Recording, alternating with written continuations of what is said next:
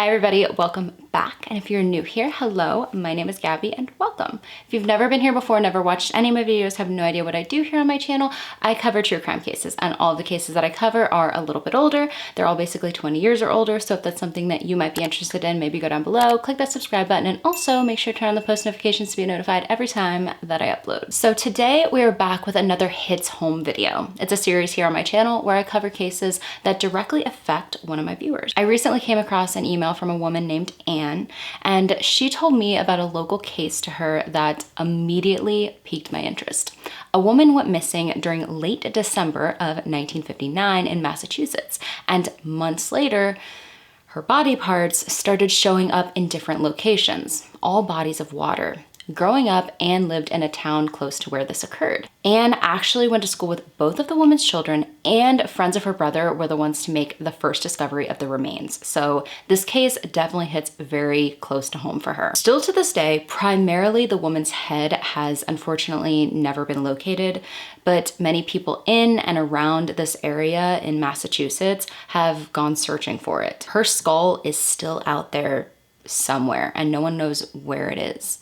This story sounds like something out of a horror movie, but terrifyingly enough, this is reality when it comes to how cruel people in this world can be. There are tons of local rumors when it comes to this one, but most of my research for this gruesome case comes from newspaper articles from that time and write-ups done in recent years. With all of that being said, this is the murder of Betty Edgerly. Elizabeth Edgerly, better known as Betty, was born Elizabeth Hawkins in the year 1934 to parents Cecile Richardson and Clarence Hawkins. I really tried to do some digging into a bit of a backstory when it comes to Betty, but truly not much is known. But I will say that she had spent some time behind bars. This is a factor that is pretty heavily highlighted in every newspaper article bringing up the case, or at least the beginning of this case, when she went missing and when they found out that she had been murdered. It was kind of like, well, this woman, she had this horrific death, or we don't know where she is, but also she had spent some time in jail. It's like the newspapers couldn't just call her a wife or a mother. They always had to throw this in as well. But in 1953, at the age of 18, Betty served several years for her, quote, involvement as a lure for a gang of muggers. Betty was sent to Framingham Women's Reformatory, and since her release, she had no more run-ins with the law. She would go on to marry a man named George Edgerly, and she would become Elizabeth Edgerly. The two would produce two children, a daughter named Elizabeth, nicknamed Beth, and a son named Frank, which I'm pretty sure he was named after her brother Francis, who was also known as Frank. Her brother Frank will become a huge part of this case and somebody that I mentioned quite a lot in this video. During the late 1950s, the family lived at 33 Shepherd Lane in Chelmsford, Massachusetts. I do have to say that before I get into this case, if the subject of domestic abuse, domestic violence, verbally, physically, emotionally is very triggering to you, I might skip this video because in this case, it is discussed quite a lot. Now, it was no secret that Betty and George had a tumultuous marriage. They fought sometimes from sun up to sundown. Things were not just verbal with them, but also physical, always at the hands of George. And it, all these years later, makes me feel very sad for what their children most likely witnessed growing up. I'm going to mention a little bit of it very soon, but when I get into the actual trial itself for this murder, more will be brought up. Tensions rose, though, for the couple during late 1959. They were in what was referred to as a month-long fight. They were fighting nearly every single day from Thanksgiving till Christmas. During Thanksgiving of 1959, family of theirs witnessed a fight ensue between Betty and George when Betty simply asked her husband to go out and purchase a loaf of bread for dinner that night. This enraged him to no end, and her brother Francis, nicknamed Frank, who was 21 years old at the time, who I mentioned before, witnessed this entire argument. He witnessed firsthand George tell Betty, "I will kill you yet, you blank," which the blank is a derogatory term. I'm not entirely sure which one. It wasn't mentioned in newspapers what he did call her, but he called her a very horrible name. This incident took family members by surprise, but truthfully, they had observed worse between George and Betty. George was definitely someone with a very short temper. He was the type of person to go from 0 to 100 as a result of the slightest thing that irked him. Frank would tell a story about how 2 weeks earlier he had witnessed George's rage in an even more extreme manner. Elizabeth, Frank, and one of Frank's friends were all enjoying some drinks at the Tremont Cafe when George randomly showed up, grabbed Betty's arm, and dragged her out of the booth that they were all sitting at. He was furious. Frank took his sister and walked her to George's car. George came out of nowhere and tackled Frank to the ground. Betty was in shock. Frank's friend pulled out a gun because he didn't know what George was going to do to Frank. George tried his hardest to grab the gun, but thankfully didn't succeed. Frank would later state that if he had taken control of the gun, he most likely would have shot all 3 of them. Let's fast forward though to the main night in discussion. On the snowy night of Sunday, December 27th of 1959, 2 days after Christmas, Frank accompanied his sister and brother-in-law to Three Pines Restaurant in Middleton, an area roughly a 30-minute drive east of the Edgerly home. Frank and his wife, Kathleen, were living with George and Betty at this time. This night, Kathleen was not feeling well and decided to stay home.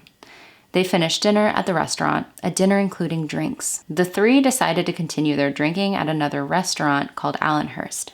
Frank wanted to keep drinking that night because he wanted to get his mind off the fact that he just discovered his wife was pregnant by another man. Probably the reason she wasn't feeling well and decided to stay home was pregnancy symptoms. This was one of the main topics of discussion for the trio during that night. They drank for hours. I think it was about 3 hours based on newspaper reports, and then they decided to head home.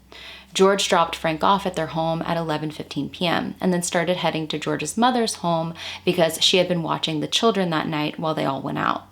Betty at this time was passed out drunk in the vehicle. She was heavily intoxicated, and even the barmaid that night attested to this.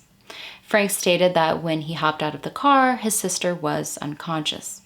That would be the last time Frank ever saw his sister alive. George, though, he returned to the home between 4 to 4:30 in the morning. Frank was unsure what had taken them so long. He could tell almost immediately that things were off. George was standing in the archway of the home, his hair was messed up, and he was wearing a fresh pair of clothing. He was wearing a white shirt, blue pants, and an imitation leather jacket. Earlier, he was wearing 2 tan sweaters and tan pants. He also was without his wife, Betty. Frank asked where Betty was, and George told him that on their way home, she simply took off from the 2-door blue sedan. George stated that on their way home, they saw a fellow motorist stuck in the snow and he got out to help the man. He stated that it occurred on the corner of Pawtucket Street and School Street in Lowell, which is about 4 miles northeast of their home and located right near the Northern Canal. He said that when he returned to the vehicle, Betty was gone. George told him that he had gone out searching for her and couldn't find her anywhere, and then picked up the kids and came home. After he told this to Frank, he went into the shed for a few minutes and then came back out. Frank was very confused and felt in his gut that something was very wrong. When George came out, he told Frank, "You and Kathy can use the bed. I'll use the couch. Betty won't be home tonight." Frank didn't believe for a second George's story. With how intoxicated Betty was, there was no way that she would have been able to just hop out of the car and leave, walking away in the snow. George would say that he wasn't focused on reporting his wife missing because she went off for days at a time anyway. So when a day or so passed and no one had seen her, he was acting like this was just usual behavior for her. As we would come to find out, Betty did leave her home for periods of time, but it was to get away from his abuse, not because she just wanted to go out and have a good time and leave her family behind. Betty's mother, though, knew that something had happened to her daughter, so she decided to go to the local authorities to report her missing. When police questioned George about his wife's disappearance, he told them the same story that he had told his brother-in-law. For the next few months, George would be questioned dozens of times, and by the end of it, he would end up taking roughly 20 polygraph tests. The department wholeheartedly believed he killed his wife and disposed of her remains somewhere, but they had no proof. They didn't even have a body.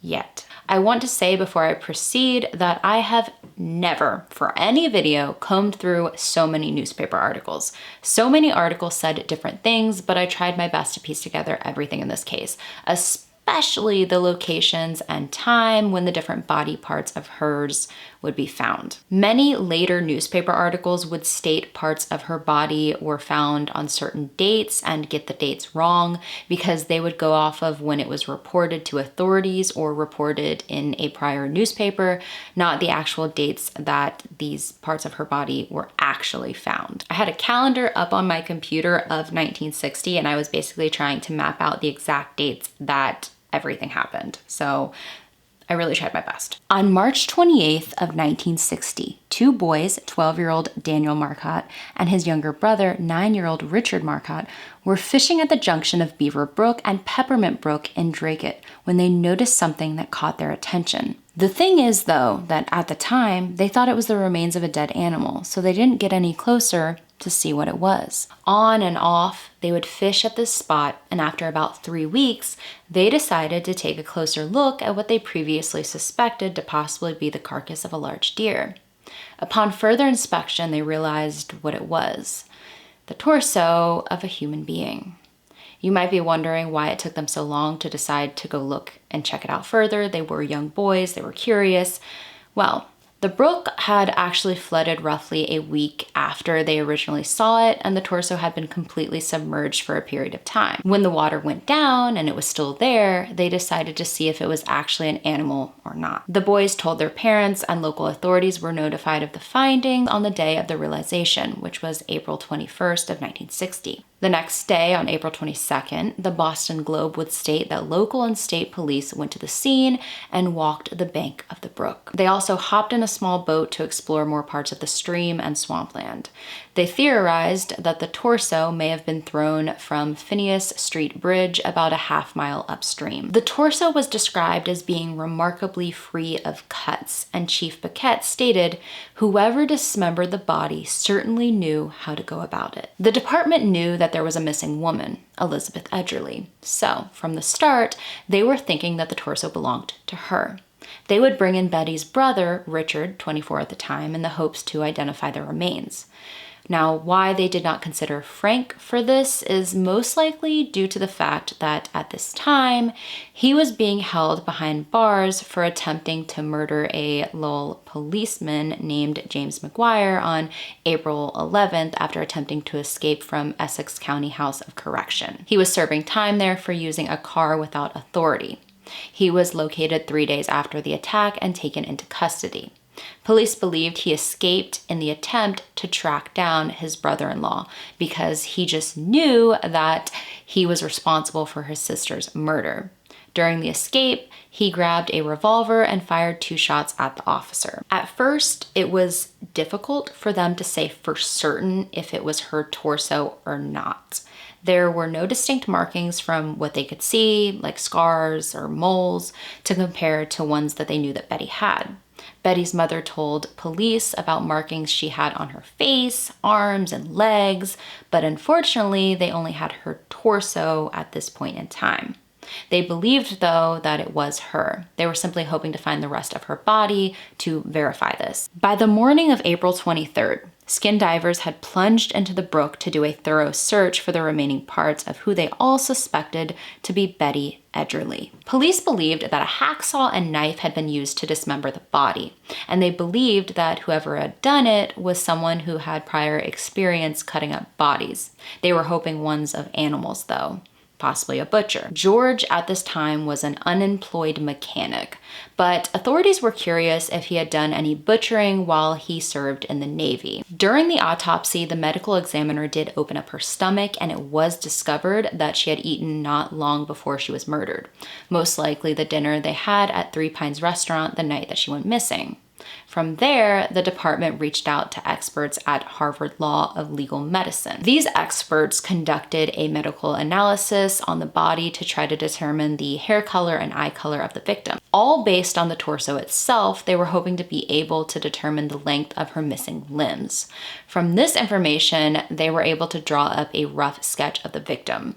With just a bloated, decomposing torso, It was hard for them to say 100% it was Betty's body and that she was in fact dead. There were in fact people in the area at this time pushing the theory that this torso did not belong to Betty Edgerly and that Betty was simply missing. She had left her family behind and she was alive out there somewhere. Well, on Wednesday, May 11th, the Boston Globe reported that a piece of her right leg and thigh were located in Beaver Brook and Merrimack River on May 8th. Her left leg was located a day later in Newburyport at the mouth of the Merrimack River. With these new pieces of her body, the experts at Harvard School of Legal Medicine were able to positively identify the Jane Doe as Elizabeth Edgerly. The department was obviously not happy that this tragedy occurred, but they were thrilled to finally have a positive identification on the remains, with Lieutenant George Harnois of the district attorney's office telling George, "I think you killed her." George's response was, "You have the right to your own opinion." Since the very beginning, since day one, when Betty was simply just a missing person, people in the area and people in her family and people in the department, they all had their eyes on George Edgerly as being the one responsible. As time went on though, and more parts of her remains were being found and he was saying some damning things, people were truly having no doubt in their mind that he had killed his wife. A search of George's shed would produce a package of saw blades, originally 12, but 4 were missing. They could not locate the actual hacksaw for the blades though. Authorities also found bloody clothing in the trunk of George's car. Unfortunately, this was a time before DNA testing, so they had no idea if the blood had actually belonged to Betty. But when they asked George about it, he said that these bits of clothing had come from a prior attack on his wife by somebody else. From my understanding, the person responsible for this attack was held by police and eventually let go because there was no evidence that they were the ones responsible for killing Betty. Midway through May, local authorities and soldiers began searching Lowell Drake Tingsboro State Forest, and they came across a bag. Inside this bag were hairpins, perfume, and lipstick. These items were verified as belonging to Betty.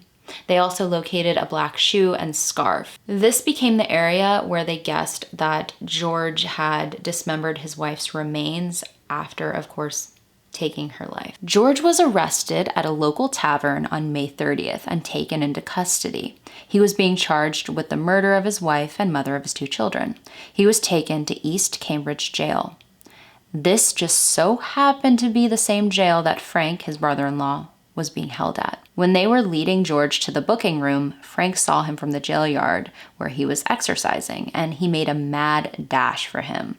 Guards had to hold him back before he could get his hands on the man he believed killed and dismembered his sister's remains. About the incident, Frank was quoted saying, "I just couldn't help myself when I saw Edgerly." In early June, another limb of Betty's would be located. On June 7th, 15-year-old Anthony Noon and 15-year-old Harvey Tingley discovered Betty's left arm on the banks of the Merrimack River in West Newbury. The arm was sent to Harvard for further testing, and Betty's mother and her 3 sisters verified it was in fact Betty's due to the wedding band found on the ring finger. George Edgerly was officially indicted for the murder on June 9th of 1960. Betty's other arm would be located August 8th in, yet again, the Merrimack River. This arm, just like the rest of her body parts, was sent over to Harvard to verify that it was in fact Betty's, and it did belong to Betty. Her right arm, though, based on my research, was found without its hand. George, of course, pleaded not guilty. And on his defense team was none other than criminal defense attorney, who was kind of just up and coming at this time, F. Lee Bailey.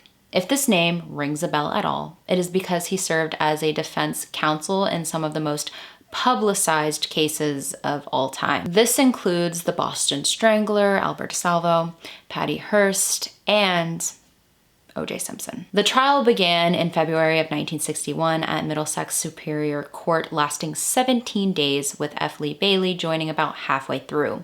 The state presented over 100 witnesses, including law enforcement, friends and family of the victim, and top medical experts. Judge Dewing expressed immense concern for the welfare of the jurors due to how heinous the crime was. He told them, "I am genuinely concerned about the health of all of you, and I want you to be sure to notify the court officer if anything at all is bothering you. One juror would even pass out, though, as a result of seeing one of the photos of Betty's dismembered remains. One of the most arduous but crucial parts of the trial was trying to actually prove to the jury that all of the body parts belonged to Betty. It wasn't easy to do. This was mostly proven, though, through the showing of blood specimens, x-rays, surgical scars later located, and analysis of stomach content. The jury of 12 men and only 2 women were even brought to the locations where her remains were located, something that is not always done during a murder trial. They traveled in all a total of 170 miles. During this time, the search for Betty's right hand and head continued. In late February, 2 boys, Norman LeClaire, 13 years old, and Richard Gavlik, 15 years old, were watching a segment regarding the Edgerly case, and they heard how officials were still trying to locate some of her remains, especially her head. The boys remembered how they had seen a burlap sack floating in a pond in the state forest back in October. They told their parents, and the parents notified authorities. The area is about a half mile from where Betty's torso was located, but unfortunately, nothing was found there. During the trial, the prosecutors really tried to push the fact that there was no solid evidence when it came to George's involvement in Betty's murder, but to look at everything that witnesses had to say regarding the dynamic of George and Betty's relationship. George was abusive and left marks on Betty's body regularly. He had threatened Betty's life on multiple occasions with quite a few witnesses, and the night of Betty's disappearance and suspected murder, the couple had gotten into a heated argument before going out. It was said by Frank that at home before they left that night, George was verbally attacking Betty because he suspected her of cheating on him with a man named James Davis. He thought this because he discovered that a man with this name had been cashing checks from Betty in George's name. Frank had a lot to say in court, and he highlighted all of the abuse that I stated he witnessed before, but he also told of other bits of abuse. He included a trip they all took between Thanksgiving and Christmas of 1959 before the murder. Frank, Kathleen, Betty, and George all took a trip to Albany, New York. Frank noticed bruising on his sister's face, including a black eye. At one point during the road trip, when George was outside of the vehicle, Betty told Frank, don't leave me. Edge is going to kill me. Frank told the jury that in Albany, Betty once turned to George, pointed at her black eye, and said, "You're the reason I've got this." Frank stated that 2 weeks before his sister's murder, George had even threatened his life. Frank went on to tell a story that honestly broke my heart. He said that on the night that they all went out, on December 27th, Betty got all prettied up. She spent extra time doing her makeup and hair and putting on a pretty outfit. She went to the bathroom after getting ready, and George followed her into the bathroom. Frank heard a commotion going on in the bathroom, and when his sister came out of the bathroom, her hair was wet and stringy, and George told her, "Are you satisfied now, you blank?" Another derogatory name. Frank stated that at dinner that night, when Betty left the table, that George was asking him about Jimmy Davis, and that on the way home, Betty was incoherent from drinking so much, and George was insistent when it came to finding out who Jimmy Davis was, the man that he claimed that Betty was cheating on him with. Frank went on to say that on April 11th of 1960, he and a woman had gotten a ride from George. They hopped in the back of the sedan. He said that when George went to light a match, he could see that there was a spot in the car, a reddish brown spot about the size of a silver dollar. He obviously believed that it was blood. He said that on that same day, George had told him that he was being watched by police and that he would pay him $175 to get rid of the car. Now, like I said before, I did a lot of digging into newspaper articles, and the only thing other than this that I found about the car was the bloody clothing in the back. I did not find any information about any other blood spots in the vehicle. I could not find any other information on whether authorities ever located or looked into this specific spot that Frank said he saw that night in the vehicle. We know that Frank tried to attack George once, but he actually tried again when court recessed for the noon session. George was being escorted into the same room where Frank was being held, not a good idea, and Frank lunged at him. 2 deputy sheriffs had to restrain him with all of their might. George was then taken to a room in the jail across the street for his own protection. I think at this point, Frank knew that he was spending some time behind bars anyway, and he was just so furious about what happened to his sister. He knew that George was responsible, and he just wanted to get his hands on him. There was just so much that pointed to George being responsible. Also adding on top of it all, that George was extremely familiar with the state forest area, the area where they located some of Betty's belongings and the 2 teenagers saw the floating duffel bag in October, the area where they truly believed that George had dismembered his wife's remains. During the trial, one of the most ironic factors is that his defense attorney wanted to highlight the fact that Betty left home quite a few times before.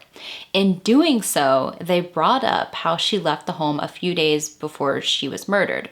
How did they prove that? Well, Chief Defense Counsel John J. Tobin read a police report filed 4 days before her murder, in which she told Chelmsford police that she, quote, lived in fear of her husband. When Betty's mother took the stand, she said very similar things regarding the abuse. She said that only 4 days after her daughter went missing, that George told her, Betty is always getting into cars with strange men. She's a very pretty girl. Someday she'll be found dead in the woods. Her mother also told about a time when she overheard her son-in-law tell her daughter that he would smash her over the head. Considering they have never found her head and investigators never concluded a cause of death, could that have been how he killed her? It's something to think about. Other members of Betty's family and Frank's wife would all testify in court, backing up the claim that Betty was terrified of her husband and faced dreadful beatings on the regular. At times, she didn't even want to be left alone with him. Anything could set him off at any point. 2 Lowell police inspectors would also testify in court stating that 2 days after her disappearance, they had talked to George and asked him about footprints in the snow, if he had seen any footprints in the snow from his car leading anywhere. He stated that he had not seen any footprints, and Police Inspector George Costos told him that there had to have been footprints. It wasn't like she could have just flew away. Lowell Police Captain Victor Kuliski stated that he questioned George during the same time. He said that George told him of a time that Betty had run away for 30 days to New York. Kuliski said, "You must have given her a good belt when she got back." And George replied, "I must have." At this time, they were still hoping to locate her head, so there would be no doubt in anyone's minds that the body parts did in fact belong to Betty. Again, they could never find it, still to this day. Massachusetts State Police Detective Lieutenant George Hornois told the jury that he had been questioning George only 10 days before Betty's torso was found. During this questioning, George was adamant he did not kill his wife. Hornois told George, "If we find her dead, you're in real trouble." George replied, "I have no worries. They won't find her body." The defense tried to paint the picture overall that Betty had run away, that the body did not belong to her. They brought in 2 locals to testify that they had actually seen Betty around town after she was supposedly murdered, just walking the streets and at her usual local bars. Which, don't you think if she was frequenting her local bars that someone who knew her would notice her and go to authorities because it was suspected that she was a murder victim? George Edgerly was the last to take the stand. He testified for himself. He stated that he had been questioned for about 9 hours straight before they arrested him. He wanted to push the idea that he was interrogated and possibly said things he didn't mean. He told the jury that he was questioned by a state trooper. He said, "A state trooper started asking me questions, then repeating, 'Where's the head? Where's the head?' And I told him that I didn't know. He said, 'Where was the last time you saw it?' And I told him, 'On my lap.'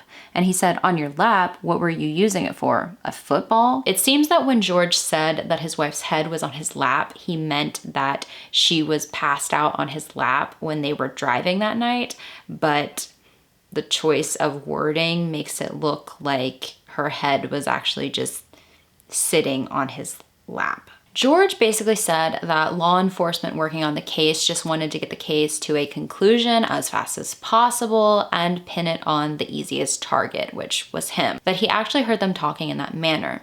He stated that District Attorney Droney told Detective Crowley to wrap it up and get George for it.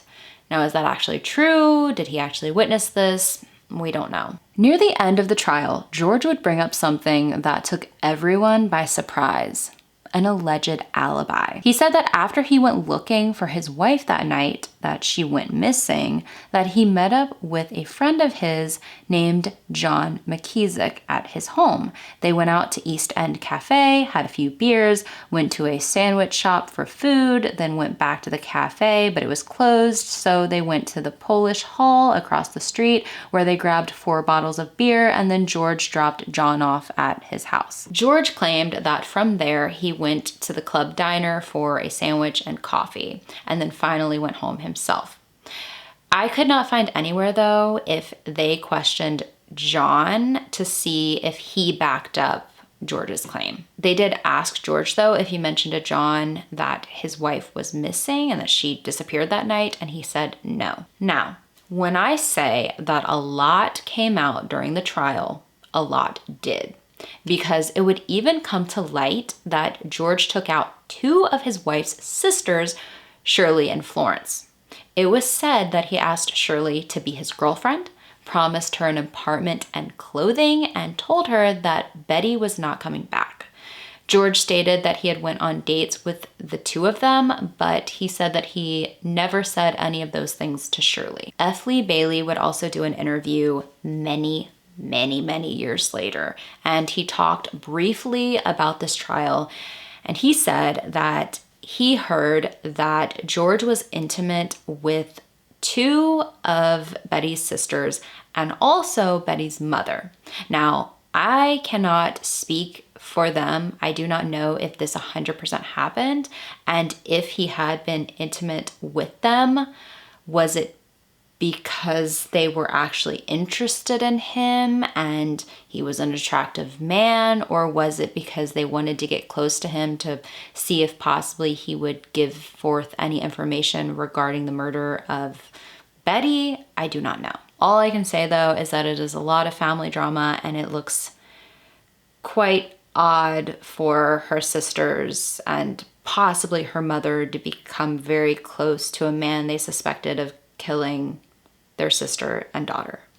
Of course, I cannot say for certain this actually happened. It's just something that was brought up in court and something that was brought up years and years later in an interview. George's final statement, though, to the jurors was, "I know no more about my wife's death than what I have heard in this courtroom." F. Lee Bailey told the jury in his closing argument that George was charged with the crime because the district attorney, with an election coming up, needed an arrest. In the end, no one could prove for certain George killed his wife. No one could stand there and say that they saw it happen. Prosecutors also had none of the tools used to murder or dismember her. Everything was unfortunately circumstantial.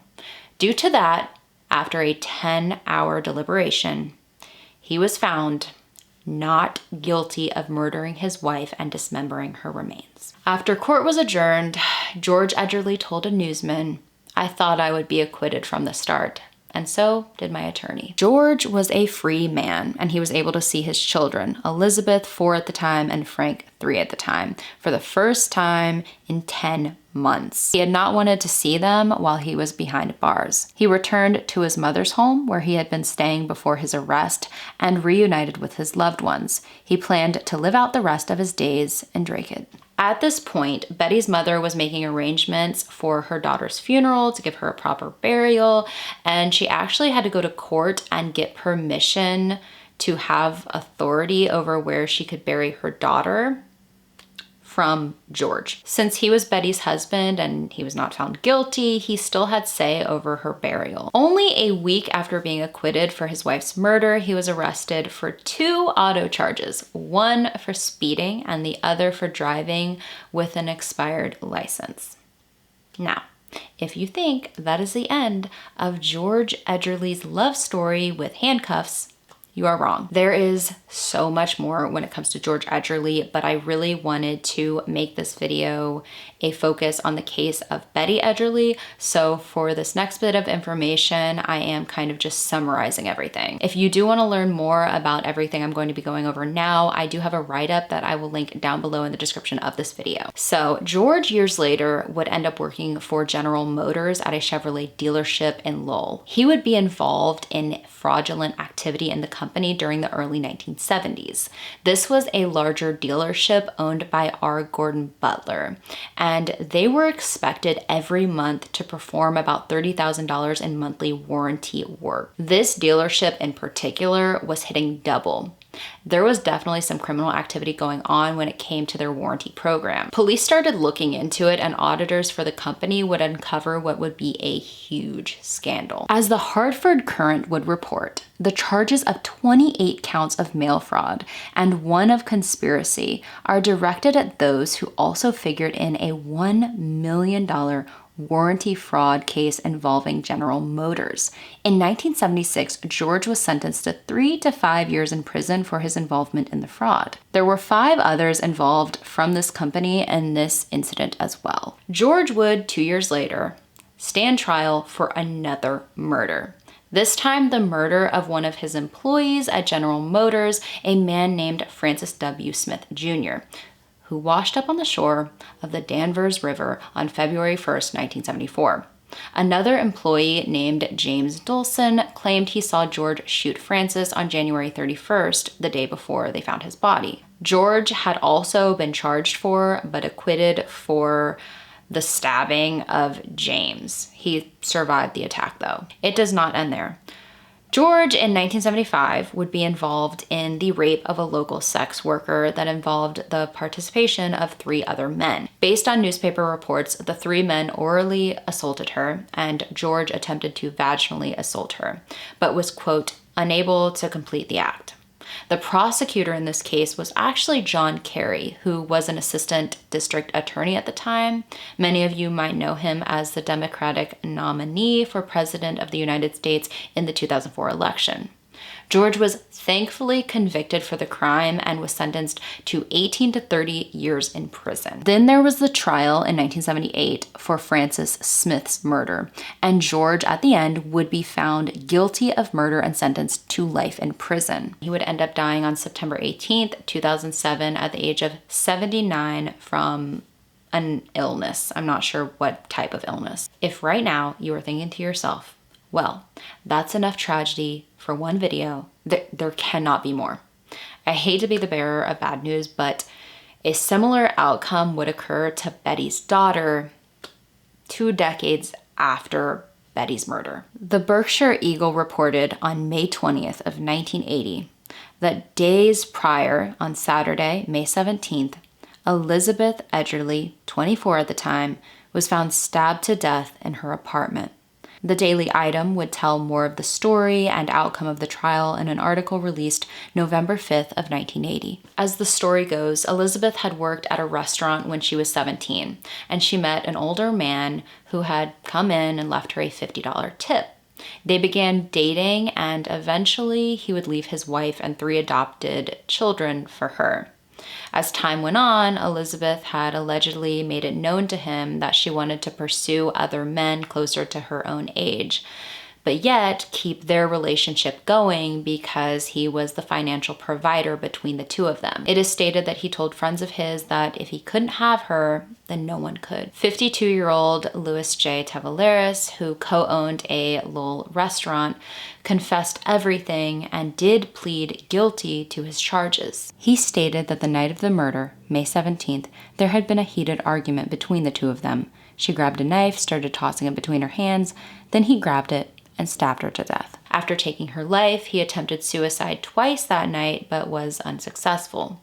He was ultimately sentenced to 18 to 20 years in prison. He did tell police that during the stabbing, when she was taking her last breaths, when she knew she was going to die, she pleaded to him, "Don't cut me up like my mother," which that just sends chills down my spine. One of those cases where I feel like if it took place somewhere like New York City or Los Angeles, it would have been so much more publicized and more people today would know about it. So many people still to this day who look into this case pretty much all come to the same conclusion, and that is that George killed his wife the night of the argument, the night that she was intoxicated, and cut up her remains in the state forest and placed those remains in different locations around the area. No matter people's opinions though, this case is still considered unsolved. A lot of people agree that F. Lee Bailey was a renowned defense lawyer, but he was the reason that a madman was let loose and that this man was able to go on and commit so many other crimes. But even all these years later, when locals to that area